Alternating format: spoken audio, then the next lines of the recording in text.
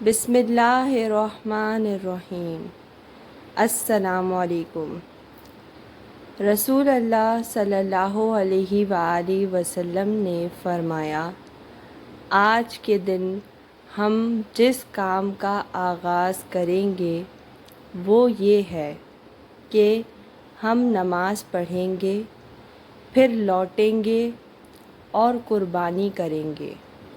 جس نے ایسا کیا اس نے ہمارا طریقہ پا لیا، اور جس نے پہلے ذبح کر لیا تو وہ گوشت ہے جو اس نے اپنے گھر والوں کو پیش کیا ہے، وہ کسی طرح بھی قربانی نہیں ہے۔